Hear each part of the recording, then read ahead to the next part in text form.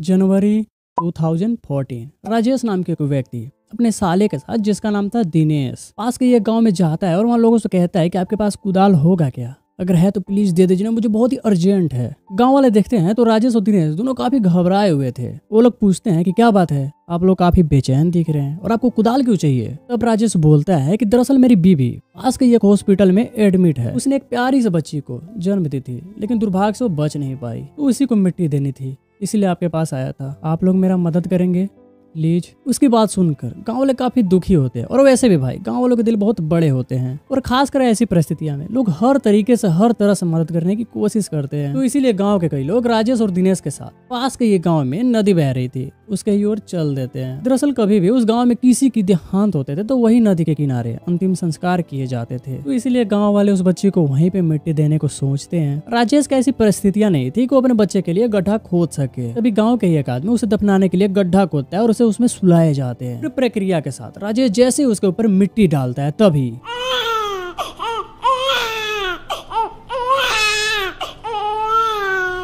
दरअसल बच्ची को तो कुछ हुआ ही नहीं था, वो बिल्कुल स्वस्थ थी। और सवाल आता है कि कोई भी पिता अपने प्यारी से बच्ची को भला जिंदा में क्यों दफनाना चाह रहा था। तो आइए हम सब मिलकर जानते हैं इस वीडियो का डार्क रियलिटी।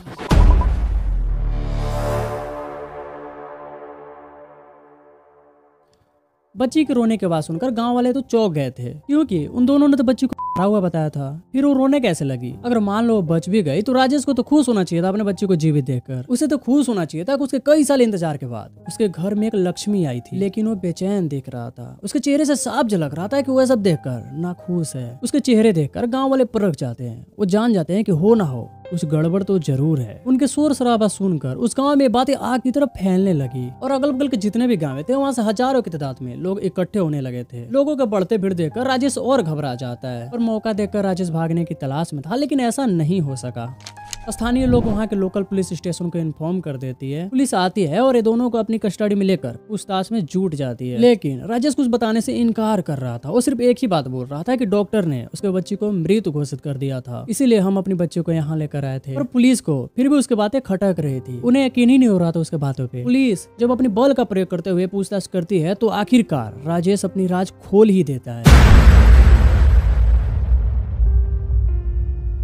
दरअसल ये बात है आज से करीब 10-15 साल पहले की। राजेश यूपी के बरेली जिले से एक छोटे से गांव का रहने वाला था। वो अपने लफंगो दोस्तों के साथ रहकर कुछ ज्यादा ही बिगड़ जाता है। काम धाम तो उससे होता ही नहीं था, बस दोस्तों के साथ दिन भर घूमना और शाम होते ही नशा करना स्टार्ट कर देना। ये सब देखकर उसके घर वाले तंग आ जाते हैं। वो सोचते हैं कि क्यों ना राजेश की शादी करा दिया जाए। वैसे शादी करने लायक हो भी गया है, अगर शादी करा देते हैं तो इसके सर पे जिम्मेदारी आ जाएंगी और हो सकता है सुधर जाए। एंड होता भी वही है। राजेश के पेरेंट्स अपने पास के ये गाँव में सुनीता नाम की लड़की से राजेश का शादी करा दिया जाता है। शादी होने के बाद राजेश के खर्चे सच में बढ़ गए थे। अब उसे अपने ध्यान के साथ साथ सुनीता का भी ध्यान रखना था। तो पहले से तो सुधर जाता है, लेकिन अब उसके सर पे घर की जिम्मेदारी आ जाती है। हालांकि वो गांव में ही रहकर कमाता था, लेकिन इतना भी नहीं कि घर के खर्चे चलाए जा सके। जैसे तैसे अपनी जिंदगी के कुछ पल राजेश गाँव में बिता देता है, लेकिन खर्चे बढ़ते ही जा रहे थे। राजेश सोच लेता है कि गाँव में रहकर तो उसके कुछ होने वाले नहीं। अगर उसे अच्छे खासे पैसे कमाने हैं तो गाँव से शहर जाने ही होंगे। इधर उधर भटकने के बाद राजेश को फाइनली एक छोटे से कंपनी में काम मिल जाता है। राजेश यहाँ आकर खुश था,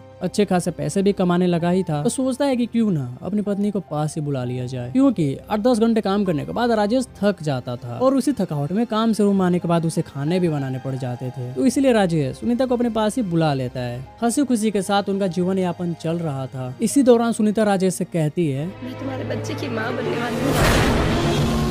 पहली बार माँ बनने पर महिलाओं की इतनी खुशी होती है, इस बात को सुनीता बहुत करीब से महसूस कर पा रही थी। एक एक करके दिन बीतते जाते हैं और अब सुनीता को 7 महीने चढ़ गए थे। लेकिन तभी सुनीता को कुछ परेशानियां होने लगती है। उसे प्रसव पीड़ा होने लगती है, उसके दर्द बढ़ते ही जा रहे थे। राजेश तुरंत से सुनीता को एक हॉस्पिटल में एडमिट करवाता है, लेकिन डॉक्टरों के लिए एक समस्या था। समस्या ये था कि सिर्फ सुनीता को 7 महीने ही हुए थे, और किसी भी नॉर्मल डिलीवरी के लिए 9 महीने चाहिए होते हैं। अगर 8 या 8.5 महीने को होती भी तो हो सकते थे कुछ। डॉक्टर राजेश को सलाह देते हैं कि आप इसे और अच्छे हॉस्पिटल में एडमिट करवाइए, इनकी स्थिति गंभीर दिख रही है। राजेश सुनीता को अच्छा हॉस्पिटल में एडमिट करवा देता है, लेकिन उसके बजट से बाहर थी। वो मुरादाबाद आ जाता है और वहीं पे एक hospital Tirthgarh Mahavir university medical college में एडमिट करवा देता है।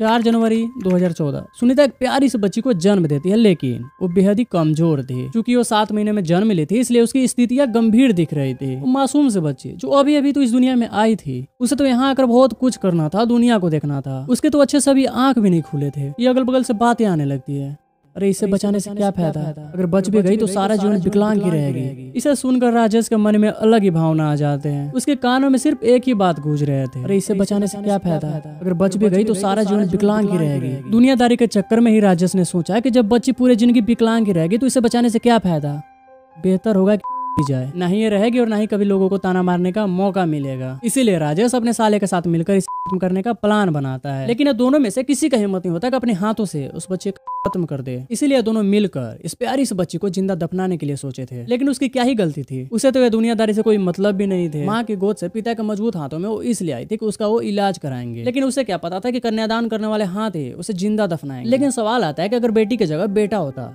तो क्या तब भी राजेश यही करता। खैर, सबकी अपनी अपनी मानसिकता। आपकी इसमें क्या राय है अपने कमेंट बॉक्स में जरूर बताएं। अगर वीडियो अच्छे लगे हो तो चैनल को सब्सक्राइब करके हमारी YT फैमिली का हिस्सा बने, ताकि हम सब मिलकर ज्यादा से ज्यादा लोगों को सतर्क कर सकें। फिर मिलते हैं किसी नेक्स्ट वीडियो में, तब तक के लिए अपना ध्यान रखें।